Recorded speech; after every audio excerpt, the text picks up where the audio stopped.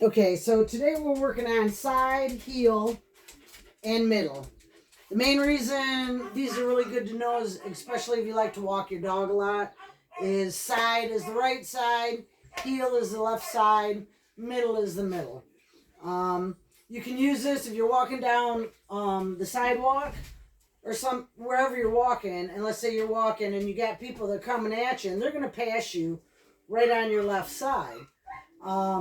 Whether they got a dog or not doesn't matter. I'll take my dog and put him on the other side of me, so I'm in between the people and the dog. And I always do that because you never know when your dog might jump up and like grab a snack out of somebody's hands or something like that. It's not a problem I've had a lot, but I've seen it happen. So like I say, side is the right side, heel is the left side, middle is in between your legs. You don't have to use side for the right side. You can use absolutely anything you want as long as it's consistent and you continue to use it. That's just what I do. So first thing I want to do is just get my dog to come up and heel or side. We'll start with side. Good girl.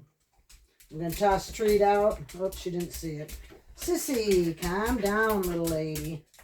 There, she's seen that one. So we're going to do side. There, get the treats. Sis, side. Whoopsie. Side. Good girl. Good girl. And I'm going to give her another one. Maybe another one for just staying right there. Good girl. Toss treat out. Get her away from me. Sissy, side.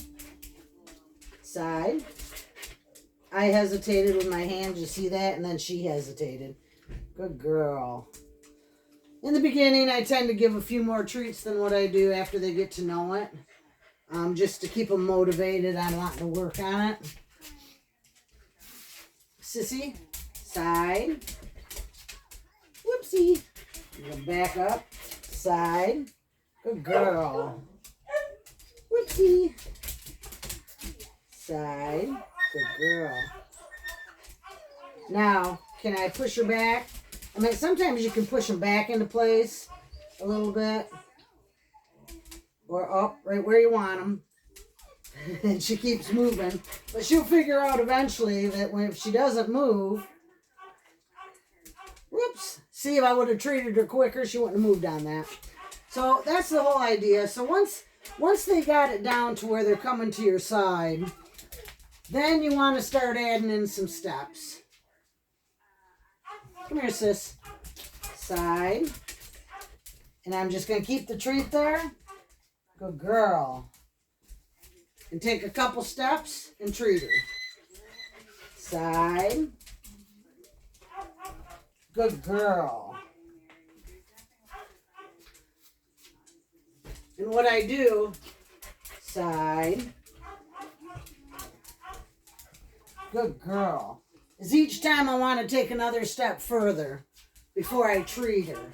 So the next thing you know, you're walking, 20, 25 feet with her staying there and you still haven't given her the treat.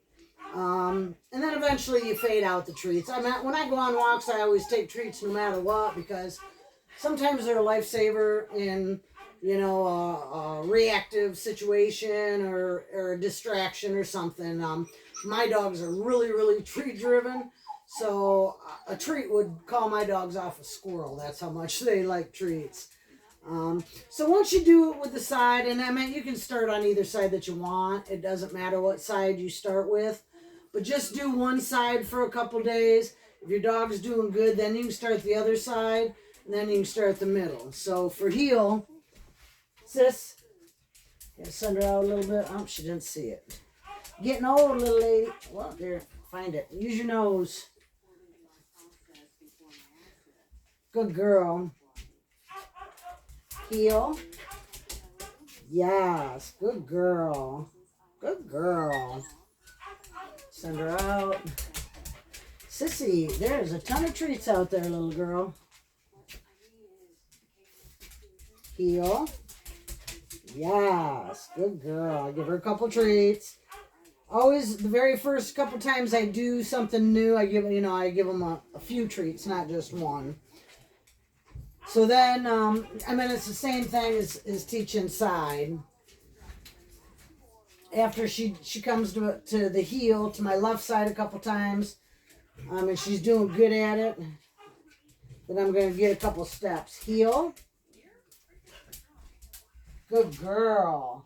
And you can continue on and on and on. You can go for 50 feet as long as you got a handful of treats and do that.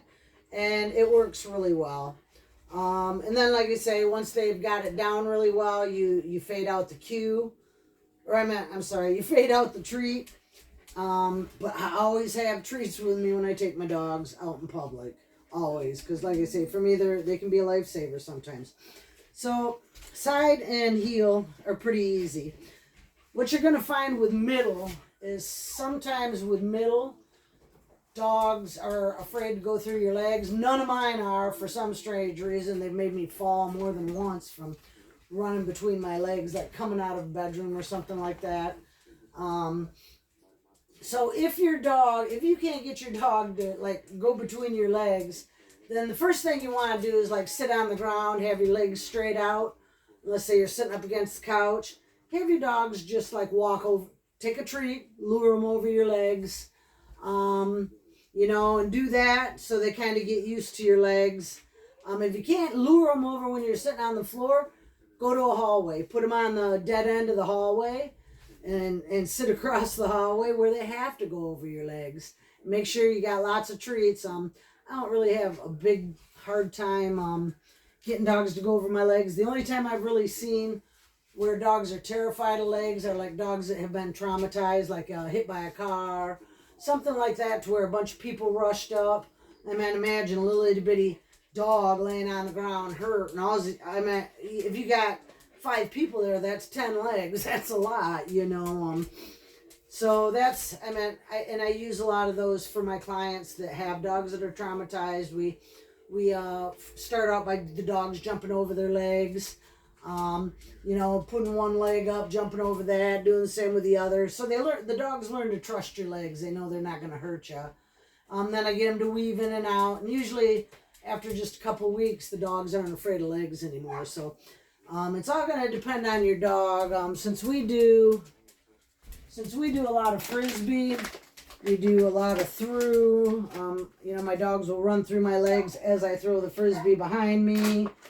We do scoot, all kinds of stuff. So for middle, what I do to start out on middle with my dog is they're in front of me. Sit, sis. I spread my legs. I take my treat and I bring it. See how she's going around? Right here. Gotta be quicker than the dog. Alright, that ain't working. Yes, good girl, sis. Good girl.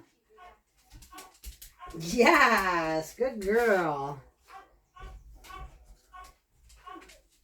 Sissy. Yes, good girl. So then the trick is to get in front of your dog while they're behind you. I don't know if you guys have ever done this or not, but one day when you're sitting there and you got nothing to do, put your dog on a sit. See if you can walk all the way around your dog without your dog getting up. It seems like it'd be something really easy to do, but some dogs just don't like you going behind them when they're on a sit. They'd rather turn and watch you. So this is one of the things we'll do further in this series because it's kind of important. So like I say, the biggest thing is to get them to where they're behind you. So the easiest thing is, sis, you take a treat and you toss it behind you. And then you watch for them. Come here, sis. Yes, good girl. And I'm going to treat her a couple times. Whoops. I dropped that treat, which is going to take her out of position. That's all right. Huh, that's all right. Not a big deal. Come here. Get her behind you. Wait for her to get done. Yes, good girl, sis. Now I want to treat her while she's in this position. 4, 5, 6, 7, 8, 9, 10 times. I mean, if your dog's really afraid of this position, I'd treat 10, 15, 20 times. Yes, good girl. Good girl. Now, when you're out in public, yes, good girl, sis. When you're out in public and you want your dog to go between your legs, it's going to be easiest for them to go this way. So if they're on a leash, either side, it's going to be harder for them to come from the front to sit between your legs. You want them to go behind you. So, because your leash, will go behind you. So all you got to do then is get them to go follow your treat around and through. Yes. Good girl. Good girl, sis. And you want to do it on both sides because you want you don't know what side your dog will be on. In the instant you might need them to go between your legs. Yes, good girl. Good girl. And that one, did you see what I did? I had a treat in both hands.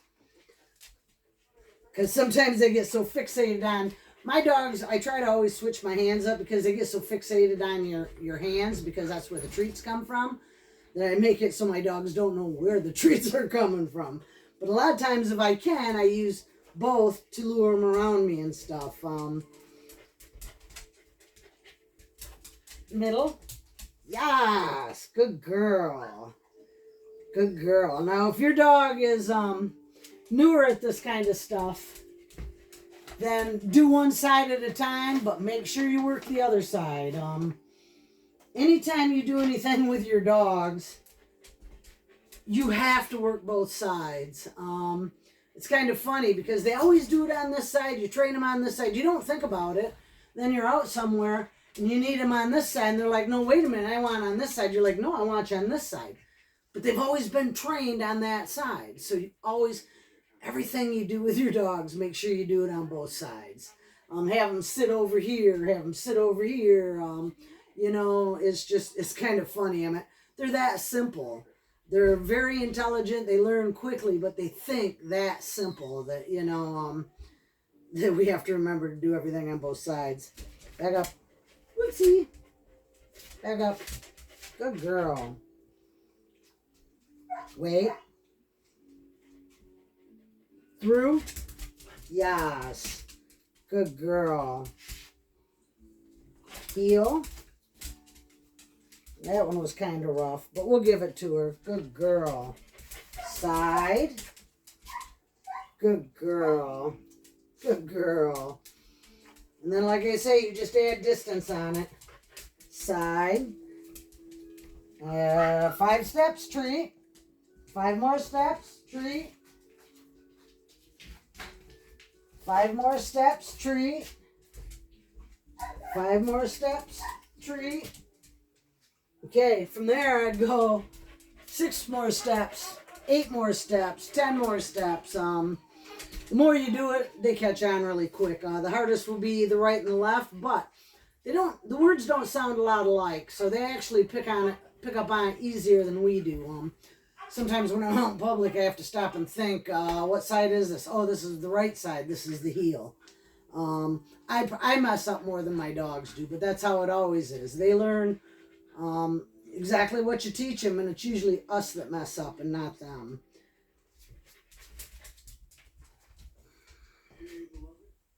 Now, yes, good girl. You want to make sure you bring your legs together so you can feel your dog on both sides. On both your legs. You don't want to squeeze them. You just want to be, you want them to be comfortable. You don't want to have to stand there like that. So make sure you do it in as much of a natural position as you can. I don't know if I can put her on a sit. Sit. Wait. Yes. Oh, look, she took off the wrong way. Sis. Middle. Yes. Good girl. Good girl. Okay. Good girl. So that's pretty much that. Like I say, work on a lot. dog dance. How I get my dogs to stay right with me is carrying a bunch of treats in that hand and just taking longer and longer steps, you know, before I in between the treats. And you do it so much that eventually you can fade out the treats, and I mean we can get through a couple minute routine without me having to treat them. But you know, dogs, they naturally don't stay close to stuff. They like to wander. I mean, if you're taking your dog out for a walk, it's supposed to be for them, right? Let it, you know, don't let them have some fun. Let them sniff. Sniffing is excellent for their head, you know, their mind. Wears them out. It's the number one sense they have, you know. So let them use it. And then we'll show you next week how we can incorporate this in when we start loose leash walking. And it all works together pretty good. If you got any questions, just let me know.